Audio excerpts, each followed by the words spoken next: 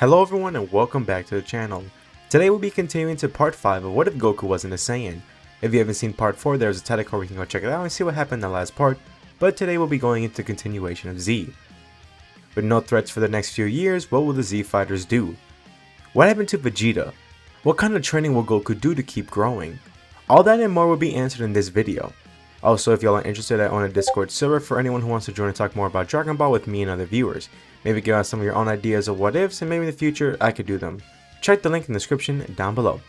Without further ado, let's dive into part 5 of What If Goku Wasn't a Saiyan. After stopping the events of Frieza, it leaves our Z Fighter team in a time of peace. However, they do want to know what happened to Vegeta, and decide to go to Namek to see if they could use their Dragon Balls if they have any.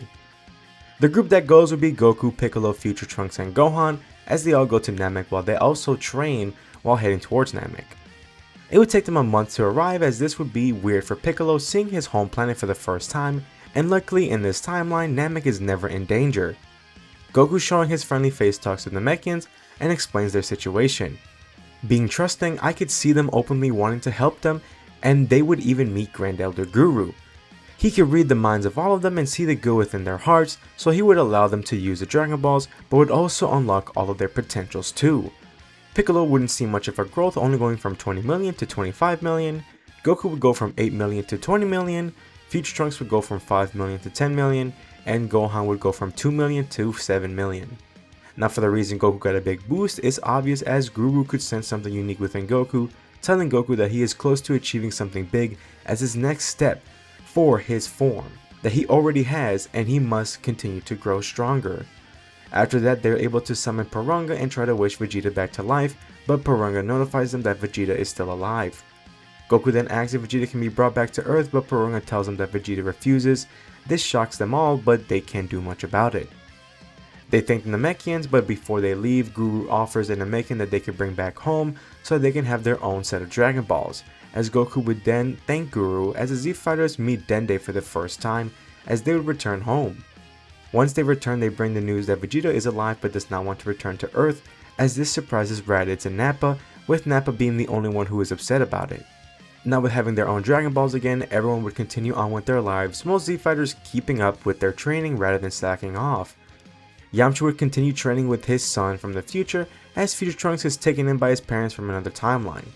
Together they spend a lot of time and train, growing stronger together, and when this timeline's Trunks grow, he too wants to follow in the footsteps of his future self. Piccolo and Raditz grows to be good friends as they hang around each other the most, mainly to train. With the help of Piccolo, Raditz actually learns how to use his Super Saiyan transformation, and with that Raditz can help the others to grow stronger with having a much stronger training partner.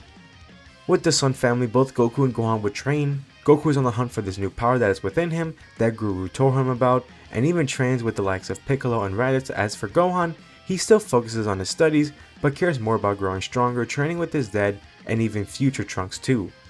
Thinking of the timeline that Future Trunks came from, Gohan wanted to make sure that he was always ready for any threat that comes. Moving away from Earth, we go back to Vegeta. After beating Frieza and fleeing with a space pod, we learn that he landed on a planet called Yardrat, as they helped him recover from his injuries. Vegeta also stayed when he learned that he could train there and learn a technique called the instant transmission, as he saw use to a technique like that. With having experience with training already, he continues to train and learn how to use the Super Saiyan powers better, going up to grade 2 and getting his Super Vegeta form. After a year on Yardrat, he decides it was time to leave the planet, but before he would return to Earth, he needed to put a stop to the rest of Frieza's army. He knows about Frieza's father, King Cold, so he would go out searching for him. Vegeta would travel from planet to planet, ruled by the Frieza army, killing all the soldiers and freeing the planets from their rule. Vegeta was upset that he was actually doing these good things and that it must have rubbed off on him because of Goku. Eventually Vegeta would come face to face with King Cold. Cold would have heard rumors of his son's death and asked Vegeta if he had any idea about it. Vegeta would just laugh, saying it was him who killed Frieza. King Cold would just laugh at this statement, not believing the prince, until Vegeta would power up, showing his Super Saiyan transformation. This horrifies King Cold, taking a few steps back and realizing that Vegeta was telling the truth, as he would know how the legend of the Super Saiyan scared Frieza. King Cold would try to plead with Vegeta, but it would fall on deaf ears, as Vegeta told him he went hunting for him to end their reign. King Cold would try to put up a fight, but honestly wouldn't stand a chance, as Vegeta barely had to put effort to critically injure him, as Vegeta would then end King Cold in front of his soldiers. They are all terrified with what they have just seen as Vegeta begins eliminating all soldiers and would spend time traveling space to take out any Frieza soldiers he finds, making the army almost extinct, before he would eventually return to Earth to see what the others were up to, scoffing, saying that none of them could even get close to his new power. Once he arrived, the others were a bit on edge, unsure of how Vegeta would act, but honestly he just wanted to keep growing stronger as he would challenge Goku to see how strong he has gotten. When they fight, it's intense but also kind of one-sided. Vegeta would definitely have gotten a Zenkai boost after fighting Frieza, and with a year of training his base must have grown, and I wouldn't say a huge amount, as I don't think Vegeta would have thought about training just his base form. Even then, Goku would have to stack up high levels of Kaioken and his Monkey Boy form to even try to catch up to Vegeta. Vegeta isn't upset that Goku is weaker than him, as Vegeta's view on the Super Saiyan power makes him think he's unbeatable, but he is still impressed at the level Goku could achieve. Raditz even shows that he became a Super Saiyan, as this makes Vegeta happy, and that the Saiyan race is slowly prospering, saying that with 2 Super Saiyans, Goku could become much stronger. So for the next following years, everyone trains together, not giving up.